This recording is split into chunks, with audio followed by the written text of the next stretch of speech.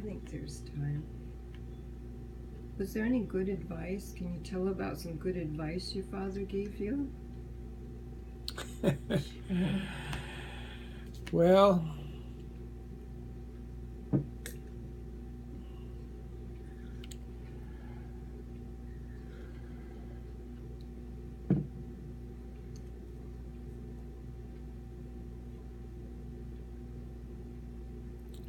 I can remember one thing that he used to say to me.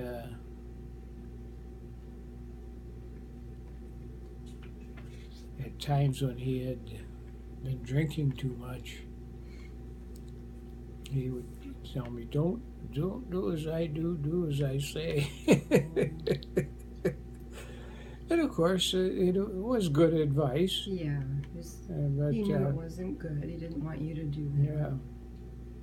yeah, Yeah. and both mom and dad taught me to be truthful and honest. That was really valuable. And that was before the truth really entered into the picture.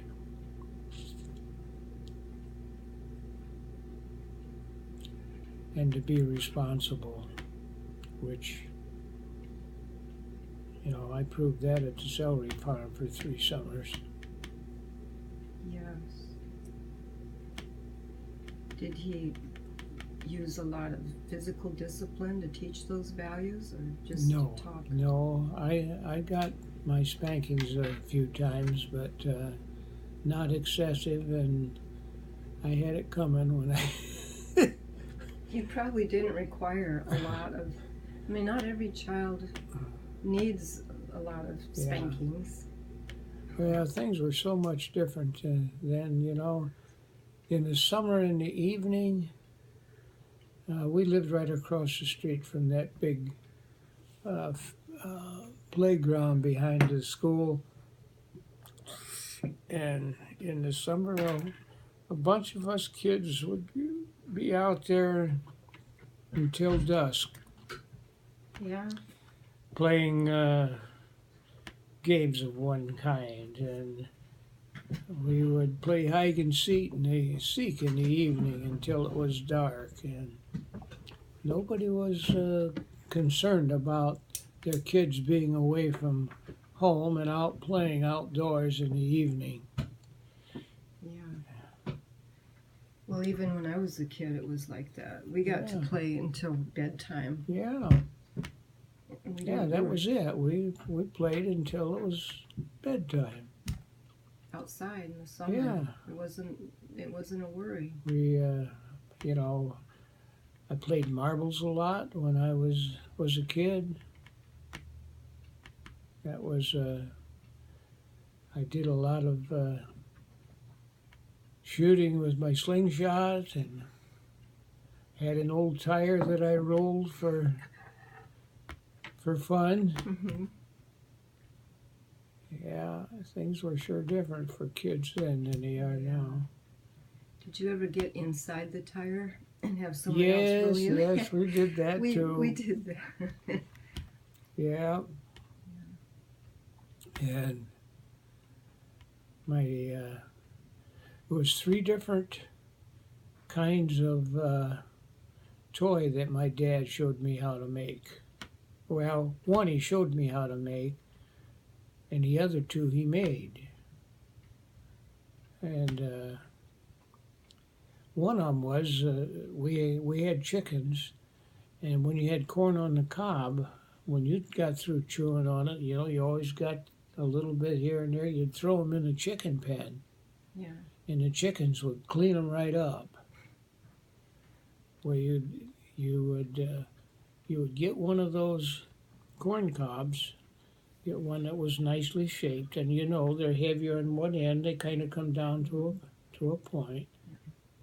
And so I'd go in the chicken pen and find a corn cob, and then I'd look around and try to find 3 chicken feathers that had fallen out, pretty good sized chicken feathers.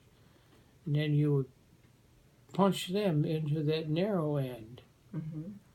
and turn them so that they were like this. And then you just pick it up and throw it, and it would just go like that. Whoa.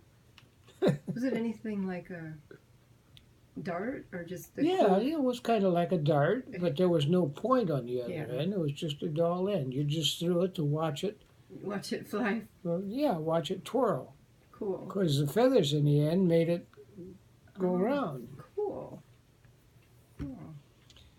And then there was another thing that he made, and I made some later myself. You take a shingle, a house shingle, which is, it's thick on one end and it goes right down to real thin on the other end. Mm-hmm. You draw out an arrow on there, and you carve the point down till it's on the heavy end till it's sharp. Yeah. And you take a knife and you lay it on the knife, and you find the balance point where it just balances. And then just a little bit ahead of that, you cut a notch in it, in the shaft. Yeah. Then you take another little piece of branch or whatever you can find, and you tie a string on one end of it, and on the other end, just have a string about that long. And on the other end, you tie a big knot, and then you take that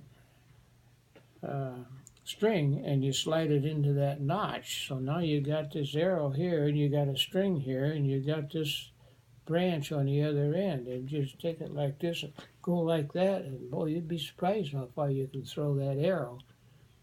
And when it comes down, it'll stick in the ground because you got a point on the end of So it. it was like a sail. The shingle was kind of like a wing or a sail. that Yeah, gave it well, lift it's like an arrow. Yeah, cool. And then he made something that later, or maybe it was even on something similar, was on the market. I don't know if it was at that time, but it certainly was later on. There was a certain, I don't know if it's actually called a tree, it was probably a plant. And he cut a piece of it that was, probably about that long. And it was round like a broom handle. But the inside center of it was pith. It was real soft, and he would push that. Then he would take a broom handle and carve it down until you had a rod coming out the center of it, and you had the full part of it as a handle. Mm. And he used that, and he pushed that soft center out of there. And then you go into the hardware store, and you find corks that you could push into that hole, the right size. And so you'd put one in, and you'd push it up to the end, and you keep your finger there so it stopped at the end. Mm-hmm. And then you take another one and put it back here and start it, pushing it. And when you got it in a little ways, you take that rod and push it there. And when you push that rod, the one on this end would just fly out. It's using compressed air. Uh-huh. So it was your own cork gun. Yeah, that's right. Oh, how innovative. Yeah. And then, of course, when I was older, 12, 13, we used to make rubber guns. Out of rubber bands? Well, we used, at that time, tires all had inner tubes in them. Oh, yeah. And when an inner tube was no longer useful, you'd throw them away. Well, you'd take that inner tube and cut bands out of the circle. The inner tube is round, Mm-hmm. so you'd cut bands out of it. And you'd take a square piece of wood, like this, and you find a flat piece that would go up against the end of it. And you'd take 2 or 3 of these bands and hold that flat piece in place. Yeah. And then here in front of the bottom of that flat piece, which stuck out behind, at the bottom, you put a nail up here, which was, you used that like a trigger. And so when you went like this, it released the pressure up here on the top. So then you take those another band, and you would pull that thing back so you could sit it down there and let it come back up against it, and then pull it down over the end, and then when you pressed it, it would fly off. Hmm. So we used to make those, call them rubber guns. Did they fly pretty far? Well, they didn't go too far, but and then to make them tighter, you'd tie a knot in them so they were shorter, so they stretched out farther. Mm-hmm. And they were more taut. Yeah. And so we would run around and shoot each other with those. It didn't hurt a bit. That sounds fun. Yeah, it didn't hurt a bit. Yeah. So those are some of the things that kids used to do. And it didn't. Okay, well, I guess that's about it, because I got to leave here in a couple Yeah. minutes. Okay. Well, thanks. And it didn't cost anything. It didn't That's what was cost cool. anything. Yeah. No, we, the rubber guns, the inner tube, it was something someone had thrown away. Yeah. And usually you could find some pieces of wood because most people burned wood or coal, and you had kindling and other things laying around, and you could find something to Yeah. make it with. It was so much Oh better. yeah, and I made my own kites when I was 12, 13 years old. Yeah. And there was two different kinds, just the regular like this, and then there was the three stick kind that was 6-sided, Oh, wow. which was a little more complicated to make. Yeah. We used newspaper, and the glue was flour and milk, or flour and water. Just mixed a thick paste of flour and water, and that was the glue. And you just found some light wood kindling about. Well, there was, Did you at the bottom of that hill I talked about, there was a plant there called Remington Rand, and they made typewriters. Oh. And out behind it, there was it was like a big pit, and there was always a bunch of wood scraps in there apparently from shipping, making boxes for shipping. Yeah.